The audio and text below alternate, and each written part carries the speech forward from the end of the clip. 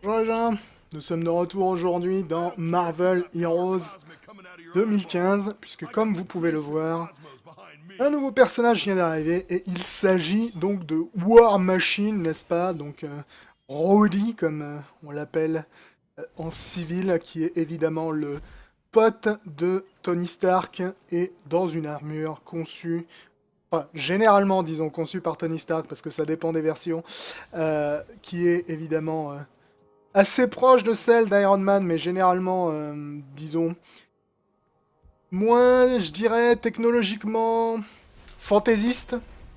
War Machine est connu pour utiliser peut-être des outils un peu plus roots, brutaux que Tony Stark. Un peu moins de trucs qui font piou-piou, un peu plus de trucs qui font boum-boum. Pour résumer très grossièrement. Comme d'habitude, j'ai reçu donc ce nouveau personnage avec deux costumes. Donc on a son costume de base qui est le costume Marvel Now, que voici, que je trouve honnêtement assez laid. J'aime pas du tout le look de l'armure. Elle fait super plastoc, je suis très peu fan. Et donc j'ai également la machine Age of Ultron, qui est donc inspirée, n'est-ce pas, de l'univers des films, qui pour le coup est relativement classe. Donc j'aurais tendance à dire que c'est cool que celle-ci soit présente, parce que l'autre je la trouve absolument immonde. Alors il y a également son armure Iron Patriot de Iron Man 2, je crois, du film, j'entends, qui est présente dans le jeu. Je ne crois pas qu'elle soit dans la boutique, je suis pas certain. Non, elle est pas dans la boutique, donc elle doit être obtenue ailleurs. Mais j'ai vu quelques personnes qui se trimballaient avec. Je ne l'ai pas, celle-là. Donc, il y a également celle-ci, mais honnêtement, c'est une armure dont je suis pas très fan, l'armure Iron Patriot, surtout qu'en plus, l'adaptation du concept d'Iron Patriot dans le film était beaucoup moins intéressante qu'elle l'était dans les comics. J'aimerais bien qu'il lui rajoute son armure des années 80, qui pour le coup était vraiment assez... Enfin 80-90, je me rappelle plus si c'était en 80 ou en 90 qu'il avait la chouette armure assez mastoc.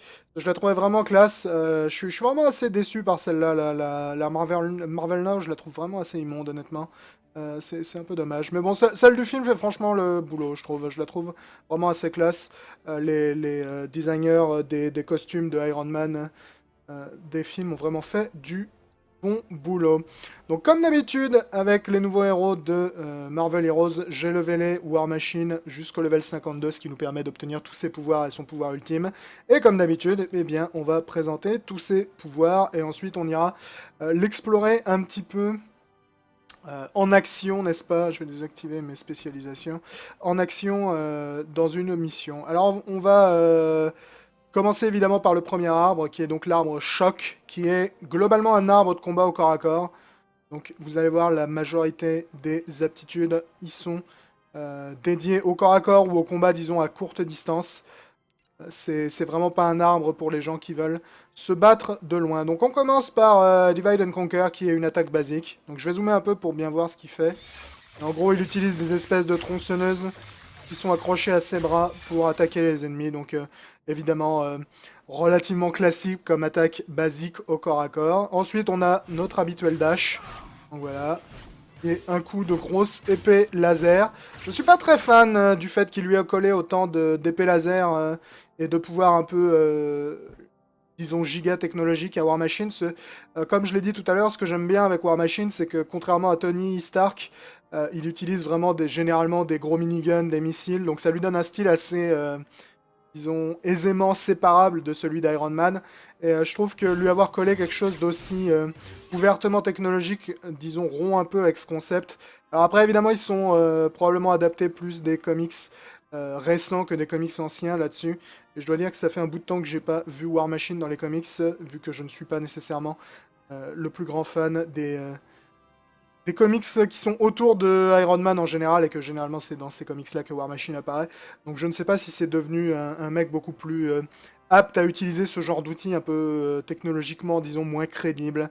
Donc ensuite nous avons Laser Blade Strike, qui est un enchaînement donc, de coups donc, avec notre épée laser. Voilà. Ça fait très mal, vous pouvez voir que ça me bouffe de l'énergie. Donc mon énergie de ma tenue se recharge assez vite de base, et on peut d'ailleurs l'augmenter encore un peu au fur et à mesure que l'on se spécialise dans le troisième arbre de compétences, qui est un arbre de support. Donc l'avantage, disons, de se battre au corps à corps euh, dans Marvel Heroes avec War Machine, c'est qu'il a un système là, donc c'est une jauge qui est vide, vous pouvez pas vraiment la voir là parce que j'ai pas vraiment d'aptitude qui... Bah, on va la monter avec le lance-flamme. Voilà, donc là vous pouvez voir la barre en bas qui est en train de se remplir. C'est la barre de chaleur de mon armure, et lorsqu'elle est trop haute en fait, il y a certaines attaques que je vais plus pouvoir utiliser. Là, par exemple, je peux plus utiliser mon lance-flamme parce que je suis en surchauffe. Mais quand je suis en surchauffe, en fait, mes attaques au corps à corps vont faire beaucoup plus mal. Et généralement causer des effets supplémentaires si j'ai certains pouvoirs passifs de leveler. Donc en gros, c'est un bon moyen de faire chauffer ton armure avec certains pouvoirs. Et une fois que ton armure est en surchauffe, utiliser d'autres pouvoirs qui vont évidemment profiter de cet élément de surchauffe. Donc vu que je viens de le montrer, Bring the Hit, c'est voilà, un lance-flamme. Qui a l'avantage d'être très peu gourmand en énergie. Tu peux vraiment le laisser activer pendant 17 jours, il n'y a pas de problème. Mais comme vous pouvez le voir, il fait monter ta chaleur à une vitesse assez affolante. Ce qui pourrait être considéré comme un désavantage, mais est en fait un avantage. Puisque c'est principalement un outil que tu vas utiliser justement pour générer de la chaleur afin de l'utiliser avec d'autres pouvoirs. Donc c'est probablement c'est d'ailleurs, je pense même tout à fait le pouvoir qui génère de la chaleur le plus vite dans l'arsenal de War Machine. Mais quelque part, si tu utilises le lance-flamme, c'est que tu veux générer de la chaleur pour l'utiliser avec quelque chose d'autre. Donc ensuite, on a un Rough Landing qui est une chouette AOE, donc une attaque de zone. Voilà. Qui a en plus un petit composant de mobilité vu que tu t'envoles, donc c'est parfois pratique pour atteindre certains endroits. Elle a un petit temps de recharge de 8 secondes, ce qui veut dire que tu peux pas vraiment la spammer, mais elle est vraiment pas mal à cause des dégâts tout à fait respectables en plus, et elle est tout à fait classe, j'aurais tendance à dire. Ensuite nous avons Shenso Impale, qui est un gros coup, on va zoomer un peu également encore pour voir un peu ce qu'il fait. Voilà, donc un gros coup de double tronçonneuse dans le torse. Alors ça aussi c'est un temps de recharge assez élevé. Ça cause des dégâts tout à fait respectables, c'est vraiment une de ces attaques que tu vas généralement utiliser contre un gros boss. Afin de lui causer un gros boss ou une grosse cible unique très costaud, afin de lui causer une quantité de dégâts très importante en très peu de temps. Et ensuite, nous avons donc Shock Trooper. Donc Shock Trooper, c'est un pouvoir qui a deux fonctions. Son premier, disons, effet est un effet passif lorsque tu es en surchauffe. Donc évidemment très utile si vous avez l'intention d'être en surchauffe régulièrement, qui va te donner un bonus considérable de dégâts en fait physiques lorsque tu attaques au corps à corps. Donc en gros, si vous avez l'intention d'utiliser beaucoup le corps à corps et de vous placer beaucoup en surchauffe, c'est un passif dans lequel il va absolument falloir investir parce que ça va être extrêmement utile pour vous. Et sa deuxième fonction, c'est une AOE qui va non seulement assommer les gens, mais également te mettre instantanément en surchauffe. Donc ça te met instantanément en surchauffe, ce qui veut dire que, évidemment, si ton build est basé sur l'utilisation de beaucoup de surchauffe, beaucoup d'attaques au corps à corps, ça peut être très pratique de te mettre en surchauffe instantanément lorsque tu veux utiliser tes meilleures attaques. Et à noter que ce pouvoir fait également 2 fois plus de dégâts contre les robots, ce qui est assez rigolo. Donc voilà pour l'arbre choc, qui est donc vraiment notre arbre de spécialiste du corps à corps, malgré le fait qu'on a le lance-flamme qui est une attaque à distance, mais à courte distance dedans. Donc là on va passer à O, qui est en fait l'inverse, c'est l'arbre pardon, complètement consacré au combat à distance pour War Machine. Donc ici, au lieu de coller des coups de sabre laser ou de lame tronçonneuse, on va généralement utiliser nos guns. Donc ça commence par Limited War, qui est une attaque basique. Voilà. Donc 2 attaques basiques avec War Machine, une au corps à corps, une à distance, comme ça tout le monde est content. Ça génère un peu de chaleur, comme vous pouvez le voir. La plupart des armes à distance génèrent de la chaleur. Toutes les armes qui sont généralement classées comme machine gun génèrent de la chaleur. Donc faut faire attention à ça, parce que malheureusement, lorsque tu es en surchauffe, tu peux pas utiliser les attaques de type machine gun. Donc si vous avez l'intention de le jouer en attaquant à distance, il faut toujours faire très attention à votre jauge de chaleur. Donc c'est l'une des originalités de War Machine, c'est que lorsque tu te bats au corps à corps, la jauge de chaleur est ton ami, lorsque tu te bats à distance, la jauge de chaleur est ton ennemi. Donc avoir l'occasion de vider la jauge de chaleur est relativement utile. Donc là on va enchaîner sur Plasma Cannon qui va en fait balancer une grosse explosion laser. Une fois de plus, je suis pas très fan du fait qu'il utilise ce genre d'arme, j'aurais préféré que ce soit un gros missile plutôt qu'une grosse explosion plasma. C'est donc une zone comme ça qui va causer évidemment des dégâts à l'impact et ensuite, mais ça a également un second effet qui est un effet spécial des armes à distance de War Machine, ce sont les munitions améliorées.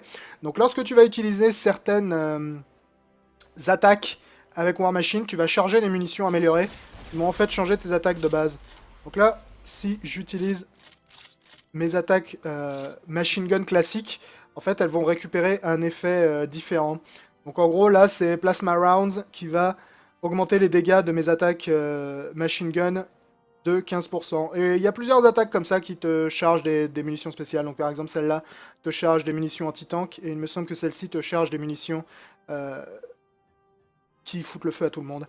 Donc relativement utile d'utiliser évidemment ça et de savoir qu'est-ce que chaque munition fait. Donc ensuite nous avons Suppressing Fire qui est une AOE relativement classique. Voilà, donc on a un petit cône d'attaque devant soi. On peut le maintenir aussi longtemps qu'on a de l'énergie ou aussi longtemps que notre jauge de chaleur ne nous empêche pas de le faire. Donc relativement efficace. Évidemment, c'est également un de ses pouvoirs qui profite de tes munitions améliorées. Donc voilà, là vous pouvez voir, c'est un peu difficile à voir, mais vous pouvez voir mes projectiles ont une petite couleur bleutée, ce qui veut dire que c'est des munitions plasma. Donc elles vont causer des dégâts supplémentaires. Là vous pouvez voir, elles sont repassées en jaune, donc c'est redevenu des munitions normales. Les munitions spéciales généralement durent 8 secondes. Donc un pouvoir intéressant si vous aimez les cônes. Cela dit, c'est pas un pouvoir que j'utilise beaucoup parce que le signature move de War Machine a un peu le même concept. Du coup, je trouve que ça fait un peu doublon. Donc ensuite, nous avons Fire When Ready. Donc Fire When Ready, je vais vous montrer là-dedans parce que c'est un pouvoir, comme vous pouvez le voir, à une spécialisation. Donc pour ceux qui ne savent pas, une spécialisation, c'est un effet passif que tu vas pouvoir rajouter à ton pouvoir et changer à volonté tant que tu es hors de combat, qui va avoir des effets différents. Donc Fire When Ready, qu'est-ce que c'est de base? C'est un pouvoir en fait que tu vas activer en toggle. Donc voilà, là il est activé. Et comme vous pouvez le voir, la tourelle qui est sur mon dos, de temps à autre, va commencer à attaquer les ennemis qui sont autour de moi. Donc voilà, donc elle attaque régulièrement. Qu'est-ce que ça va changer d'ajouter une spécialisation? Bien en fait, ça va donner des effets supplémentaires à ma tourelle. Donc là, par exemple, si je prends Cool Under Pressure comme spécialisation, ça va pas désactiver ma tourelle lorsque je suis en surchauffe. Et ça va également enlever le coût en énergie et en chaleur de Fire When Ready. Si je prends Superior Firepower, ça va rajouter des missiles à tête chercheuse sur le tir de Fire When Ready, ce qui est très très classe. Et si je prends Specialty Ammo Loader, ça va me donner les munitions bonus sur l'effet de Fire When Ready. Donc je vais vous montrer celui que j'utilise le plus, qui est Superior Firepower, qui est extrêmement classe. Voilà, donc là, ma tourelle, en plus de tirer avec du minigun, de temps à autre, elle va balancer des missiles. Ce qui est un peu giga stylé. Donc voilà ce pouvoir qui est vraiment très très classe, je trouve, et qui pour le coup est vraiment extrêmement thématique avec le personnage. Donc ensuite, nous avons Total War, qui est une attaque relativement simple d'un point de vue conceptuel, n'est-ce pas? Donc tu choisis une cible et tu vas continuer à l'attaquer avec tes doubles miniguns jusqu'à ce que tu n'aies plus d'énergie ou que tu aies trop de chaleur au choix. Donc une attaque mono-cible très efficace. Évidemment une attaque qui profite également de tes munitions spéciales. Voilà, donc là vous pouvez voir, soudainement elle fait plus le même bruit. Et les tirs sont d'une couleur bleutée. D'ailleurs on va essayer de monter à fond notre chaleur parce qu'il me faut de la chaleur pour vous montrer la prochaine attaque. Donc la prochaine attaque c'est Spitfire, qui est une attaque spéciale que tu ne peux utiliser seulement lorsque tu as plus de 60% de chaleur. Donc là voici, voilà. C'est une espèce de gros canon là, que tu peux donc utiliser seulement quand tu es à fond de chaleur. Donc c'est une attaque qui est extrêmement utile lorsque tu joues à distance avec War Machine, parce que ça va vider ta jauge de chaleur instantanément en fait, ce qui est extrêmement efficace et extrêmement utile. Ça cause également beaucoup de dégâts, et ça a également l'avantage de charger des munitions thermales. Oui, je crois qu'elles sont plus dedans déjà là. Mais ça charge des munitions qui ont une chance de foutre le feu aux ennemis en gros, ce qui est évidemment très drôle. Donc ça c'est un pouvoir vraiment que t'as pas trop le choix d'utiliser lorsque tu joues à distance, parce que si tu l'utilises pas, tu vas régulièrement surchauffer, ce qui te condamne à n'utiliser que des pouvoirs au corps à corps quasiment. Et enfin nous avons Clear the Room, qui est une attaque de zone, donc comme vous pouvez le voir, avec une zone d'effet relativement efficace, qui cause des dégâts bien balèzes honnêtement, c'est assez respectable comme dégâts, et en plus ça te charge donc des munitions anti-tank qui augmentent tes chances de coups critiques sur toutes tes attaques minigun. Donc voilà à quoi ça ressemble. Je la trouve particulièrement classe celle-là. Elle a un petit temps de recharge, mais honnêtement, elle fait tellement de nettoyage que c'est généralement assez aisé. Et vous pouvez voir là, j'ai les munitions anti-tank. Donc les munitions anti-tank, c'est les plus dures à avoir parce qu'elles sont en fait jaunes plus claires que les munitions de base. Et je la trouve vraiment assez classe, cette AOE. C'est probablement une des AOE les plus classes dont il dispose, War Machine. Donc voilà pour le second arbre. On va désormais passer au troisième arbre, qui, comme souvent, est principalement un arbre de support. Donc, principalement des passifs, bien que la plupart des passifs de War Machine aient également des effets secondaires. Donc on commence par All the Skies, qui est notre pouvoir de mouvement. Donc comme d'hab, la grosse majorité, je crois même l'intégralité des personnages ont un pouvoir de mouvement. Donc utile si vous aimez vous déplacer dans les airs. Personnellement, je m'en sers rarement de ces choses-là.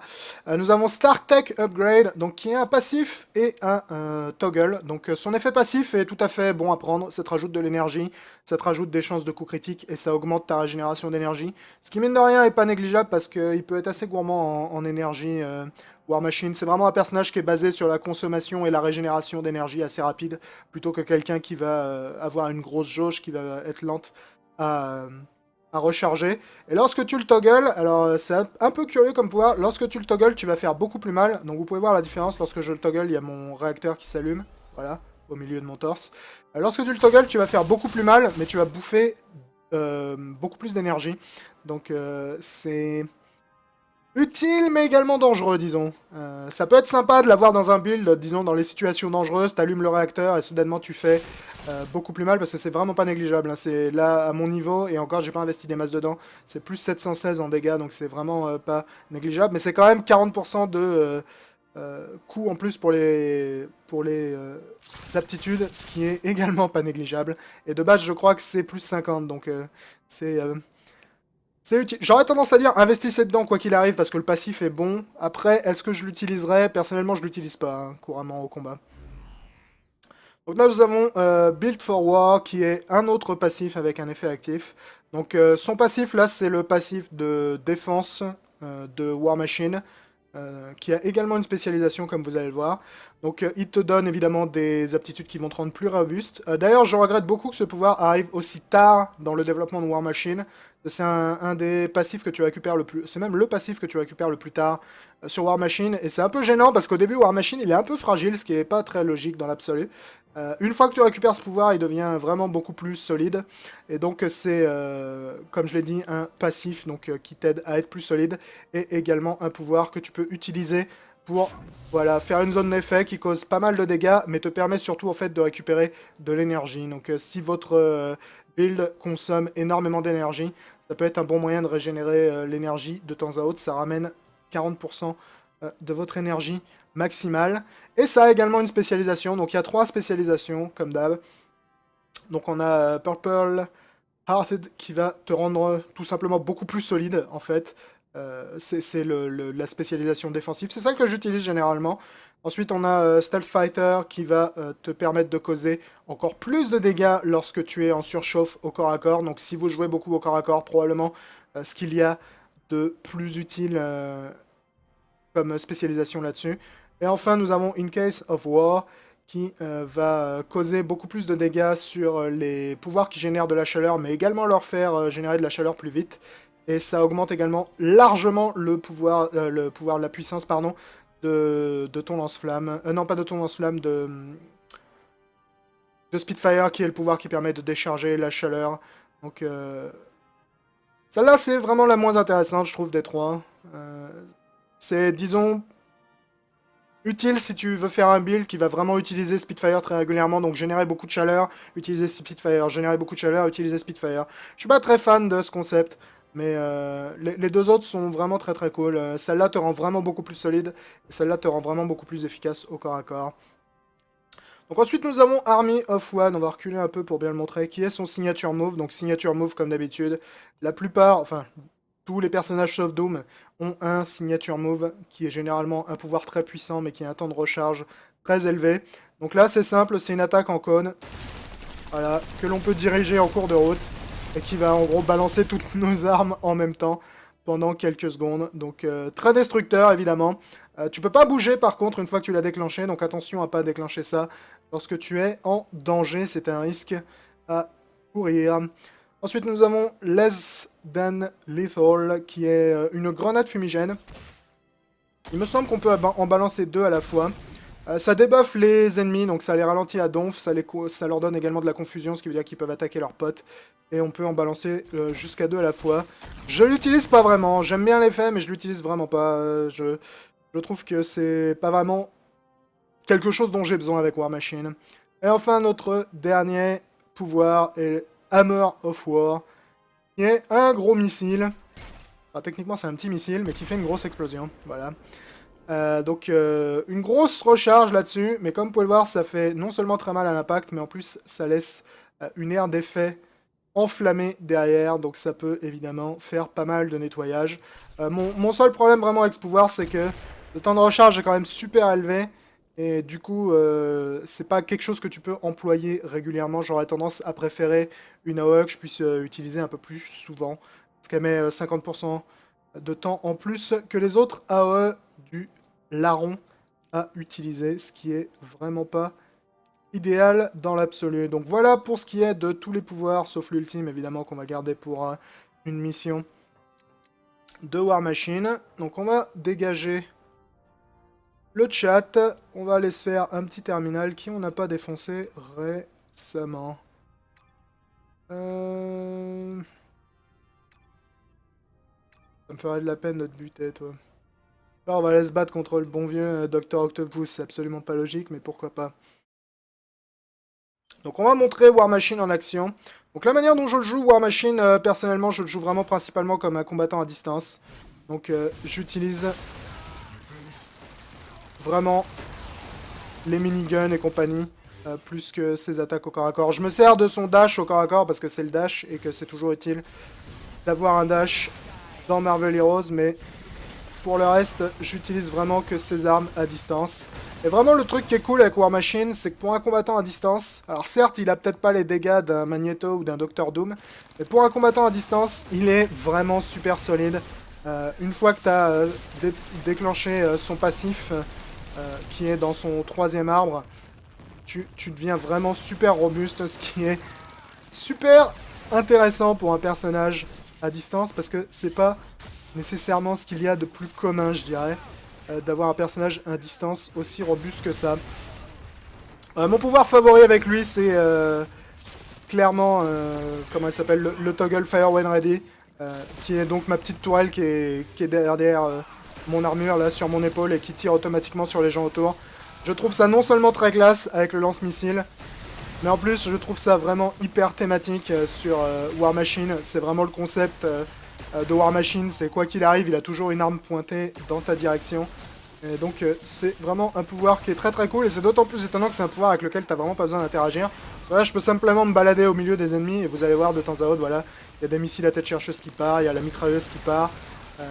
C'est vraiment assez fun. Alors le lance-missile, qui est donc la spécialisation que j'ai choisie entre les trois, est pas nécessairement ce qu'il y a de plus efficace en intérieur, parce qu'il met un certain temps à trouver ses cibles.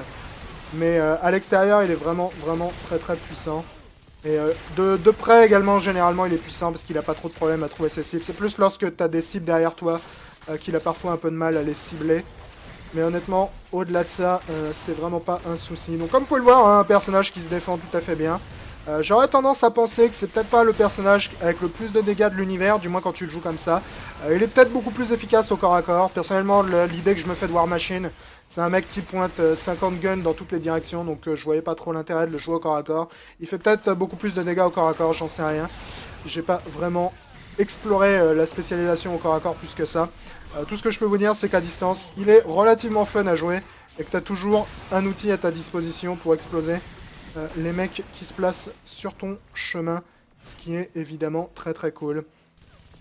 Cela étant dit, je dirais que par rapport aux précédents personnages qui ont été ajoutés dans le jeu, du style Vision, du style Doom, je pense que c'est probablement le moins original dans le tas.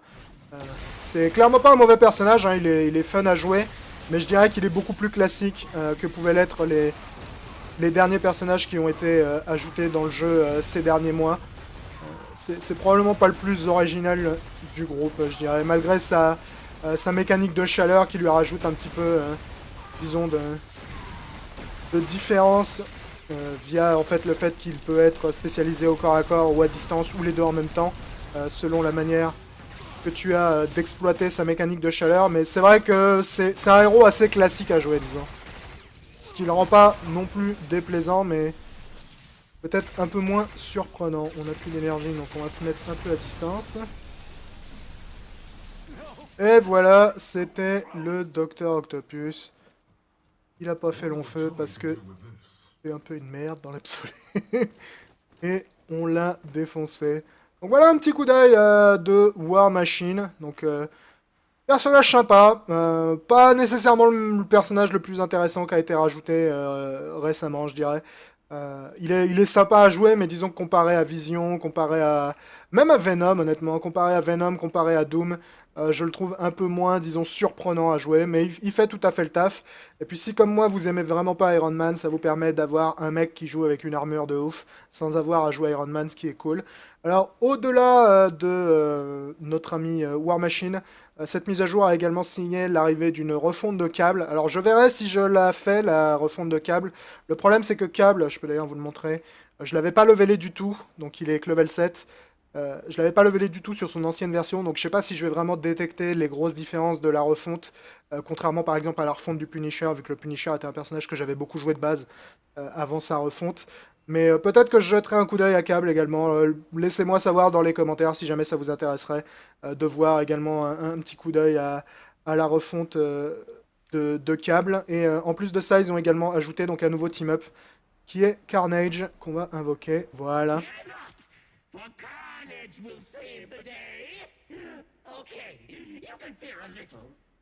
Donc voilà, c'est Carnage. Les gens le connaissent probablement si vous lisiez Spider-Man dans les années 90 ou que vous avez joué au jeu vidéo qui s'appelait Maximum Carnage. Pas nécessairement un personnage qui m'intéresse des masses, Carnage, je dois dire. J'ai jamais été très fan du perso, mais bon, il est là si vous voulez éventuellement faire une équipe full symbiote avec Venom et Carnage, pourquoi pas, ils ont même des dialogues spécifiques visiblement. Donc c'est tout à fait possible. De toute façon, j'utilise rarement les team-up. Donc ça, c'est son pouvoir ultime. Donc comme vous pouvez le voir, ça invite Tony Stark et ils vont balancer leurs répulseurs l'un contre l'autre. Ça fait une gigantesque explosion. Alors ça a plusieurs effets. Non seulement ça fait évidemment très mal, mais ça a également, comme vous pouvez le voir, colle un joli buff sur la gueule de War Machine qui le rend plus puissant pendant un petit moment. Je la trouve, ouais, honnêtement, comme ultime. Elle est sympa, mais sans plus. Disons que comparé aux ultimes qu'on a eu récemment, notamment celle de Doom qui est absolument dantesque, notamment celle du nouveau Punisher qui est absolument dantesque aussi, celle de She-Hulk également, je l'avais trouvé vraiment cool. Je la trouve peut-être un peu moyenne en comparaison, mais bon, ça reste un pouvoir ultime qui est évidemment très efficace. Donc voilà, c'était mon aperçu de War Machine. 50e personnage, je crois, à être jouable dans Marvel Heroes. Sympa, mais je dirais que pas nécessairement le personnage le plus intéressant qu'ils ont intégré ces derniers temps. Donc peut-être, si vous hésitez entre lui et Doom et lui et Vision, j'aurais tendance à dire que Vision et Doom sont peut-être des choix un peu plus originaux à jouer. Mais ça n'en reste pas moins un personnage vraiment très classe à utiliser, je trouve. Ils ont fait du bon boulot sur la plupart de ces animations, je dois dire. J'aurais pas craché sur des bruitages de minigun un peu plus violents, par contre. Je les trouve un peu mouif, leurs bruitages de minigun. Ceux du Punisher sont mieux, par exemple. Ah bon, ce n'est que mon avis. Allez, ciao tout le monde. Bonjour les gens, nous sommes de retour aujourd'hui dans Marvel Heroes 2015, puisque comme vous pouvez le voir, un nouveau personnage vient d'arriver, et il s'agit donc de War Machine, n'est-ce pas? Donc Rhodey, comme on l'appelle en civil, qui est évidemment le pote de Tony Stark, et dans une armure conçue, enfin généralement disons conçue par Tony Stark, parce que ça dépend des versions, qui est évidemment assez proche de celle d'Iron Man, mais généralement, disons, moins, je dirais, technologiquement fantaisiste. War Machine est connu pour utiliser peut-être des outils un peu plus roots, brutaux que Tony Stark. Un peu moins de trucs qui font piou-piou, un peu plus de trucs qui font boom-boom. Pour résumer très grossièrement. Comme d'habitude, j'ai reçu donc ce nouveau personnage avec deux costumes. Donc on a son costume de base qui est le costume Marvel Now, que voici. que je trouve honnêtement assez laid. Divide and Conquer, qui est une attaque basique. Donc je vais zoomer un peu pour bien voir ce qu'il fait. Et en gros, il utilise des espèces de tronçonneuses qui sont accrochées à ses bras pour attaquer les ennemis. Donc évidemment, relativement classique comme attaque basique au corps à corps. Ensuite, on a notre habituel dash. Donc voilà. Et un coup de grosse épée laser. Je suis pas très fan du fait qu'il lui a collé autant d'épées laser et de pouvoir un peu, disons, giga technologique à War Machine.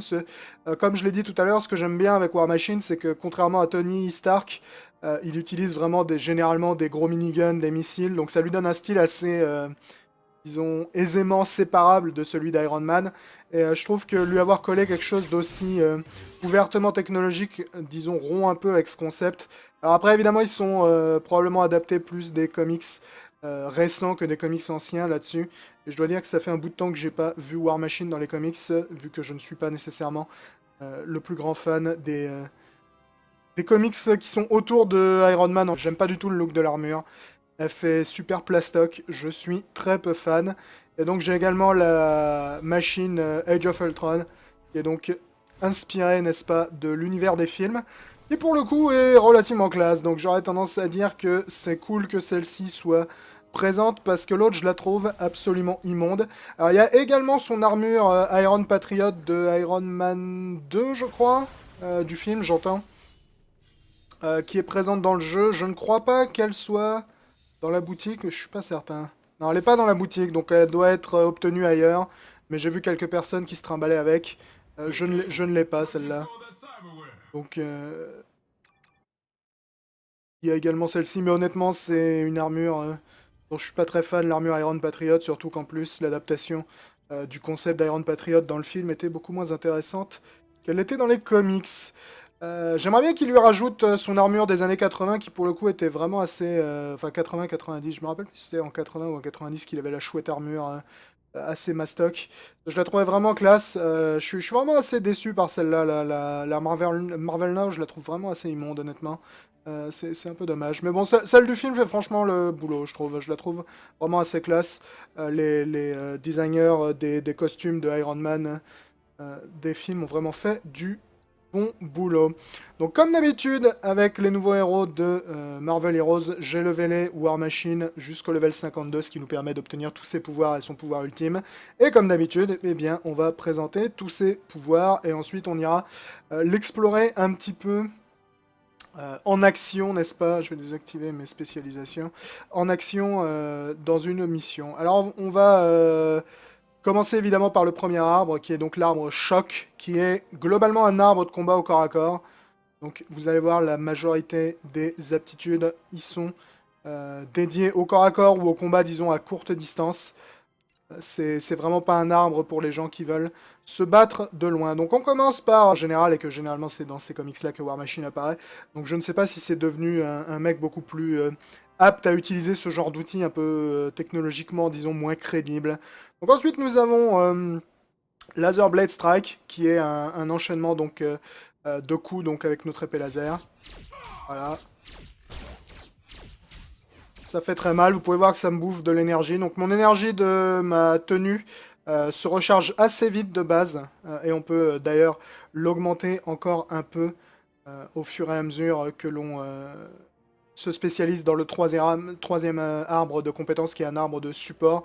Donc l'avantage, disons, de se battre au corps à corps dans Marvel Heroes avec War Machine, c'est qu'il a un système là, donc c'est une jauge qui est vide, vous pouvez pas vraiment la voir là parce que j'ai pas vraiment d'aptitude qui... Bah, on va la monter avec le lance-flamme. Voilà, donc là vous pouvez voir la barre en bas qui est en train de se remplir. C'est la barre de chaleur de mon armure, et lorsqu'elle est trop haute en fait, il y a certaines attaques que je vais plus pouvoir utiliser. Là par exemple je peux plus utiliser mon lance-flamme parce que je suis en surchauffe.